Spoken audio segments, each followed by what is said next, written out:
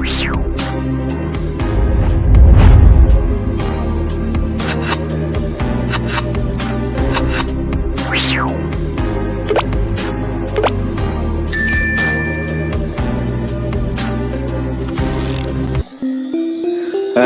Sobat Misteri, jumpa lagi bersama saya Andi Jogja dalam tayangan Jejak Misteri Sejarah dan Budaya.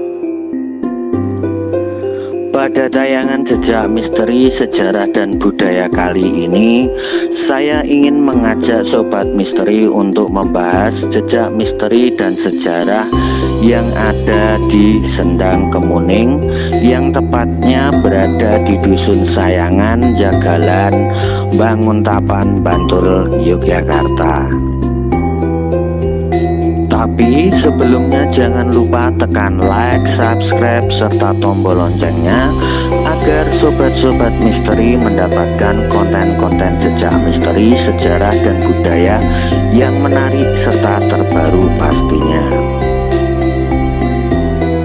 Kota Gede Yogyakarta yang dahulu merupakan sebuah kota atau tempat pusatnya dari Kerajaan Mataram Islam ini, dahulu sebelumnya adalah sebuah kawasan hutan belantara yang dikenal dengan nama Hutan Mentao atau Alas Mentao.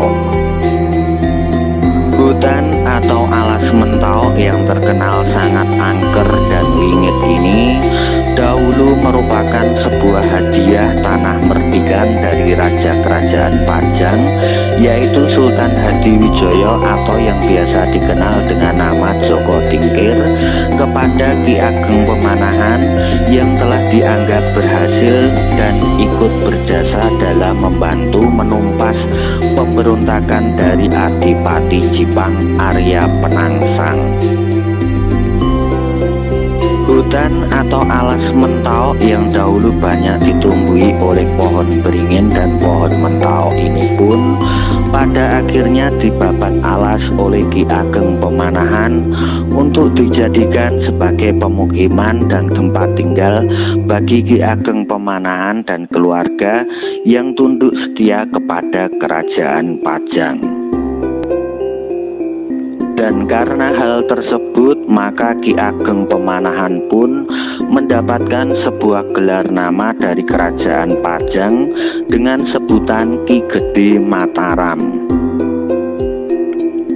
Konon menurut cerita yang ada, dahulu sebelum didirikannya Kerajaan Mataram Islam yang ada di Alas Mentao ini, Sunan Kalijogo pun saat menyebarkan dan menyiarkan ajaran agama Islam di tanah Jawa ini sempat pernah tinggal di Alas Mentao bersama Ki Ageng Pemanahan dan keluarga Ki Ageng Pemanahan.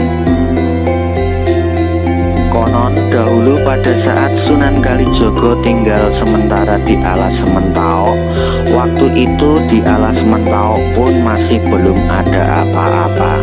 Lalu Sunan Kalijogo waktu itu kemudian meminjam sebuah tombak, dan tombak tersebut oleh Sunan Kalijogo pun kemudian ditancapkan ke dalam tanah.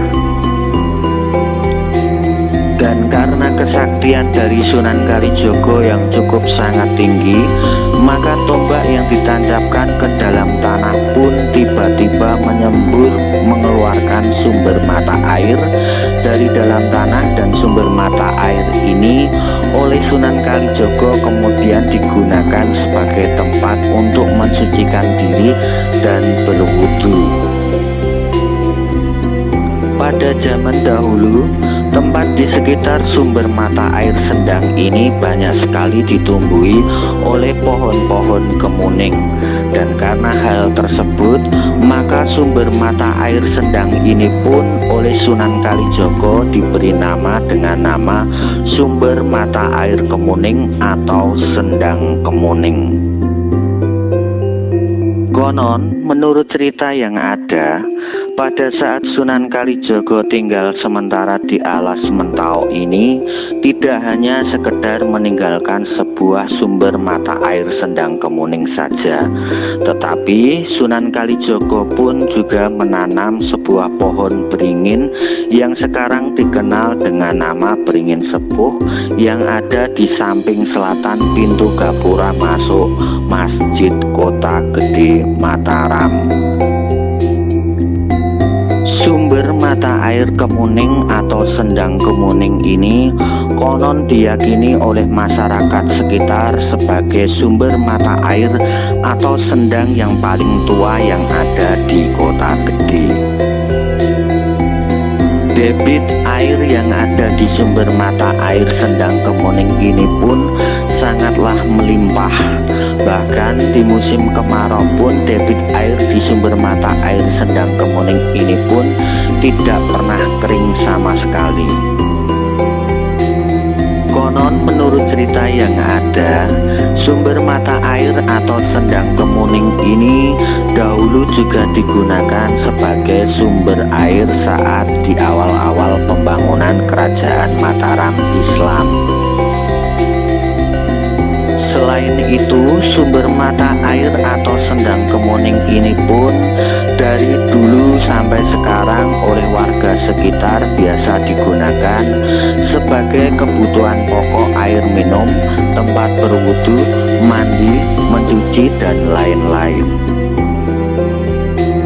Konon menurut mitos dan cerita yang ada, sumber mata air Sendang Kemuning ini dijaga dan ditunggui oleh sebuah sosok makhluk astra yang penampakannya menyerupai seorang prajurit wanita Mataram. Keberadaan sumber mata air Sendang Kemuning yang terletak di luar tembok beteng Kerajaan Mataram ini pun merupakan sebuah pagar gaib yang bertujuan untuk melindungi beteng Kerajaan Mataram dari serangan-serangan negatif yang bersifat gaib. Sumber mata air Sendang Kemuning ini pun sering sekali ramai dikunjungi oleh banyak orang-orang yang ingin mendapatkan keberkahan dari mata air Sendang Kemuning ini dengan niatan dan tujuannya masing-masing. Biasanya sumber mata air Sendang Kemuning ini akan ramai oleh pengunjung pada saat malam-malam Jumat Kliwon dan Selasa Kliwon yang diyakini sebagai malam-malam yang istimewa untuk mencari keberkahan dengan melakukan ritual mandi di Sendang Kemuning.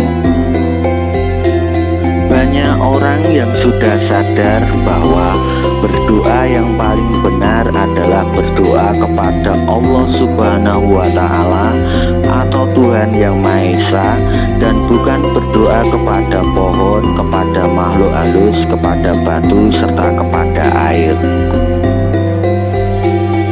Masalah kita mau berdoa di mana dan sambil berdiri, sambil duduk bersila, sambil tiduran, atau sambil berendam di sendang, itu adalah cara pribadi masing-masing dalam memperkuat sugestinya. Yang terpenting tetaplah berdoa dan memohon hanya kepada Allah Subhanahu wa Ta'ala atau Tuhan Yang Maha Esa. Mari kita jaga warisan budaya dan sejarah leluhur ini agar kedepannya sumber mata air atau Sendang Kemuning ini bisa tetap lestari dan memberikan manfaat bagi warga sekitar, serta bisa menjadi salah satu bukti dari sejarah peradaban bangsa ini.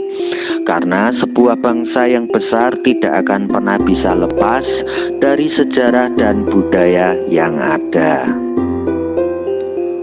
Demikianlah kisah jejak misteri sejarah dan budaya yang ada di sumber mata air atau Sendang Kemuning ini. Jangan lupa jika Sobat Misteri suka dengan tayangan seperti ini, bisa like, subscribe, share, dan tekan tombol loncengnya agar tayangan jejak misteri sejarah dan budaya ini bisa berkembang. Percaya menapa mboten? Sumangga terserah panjenengan.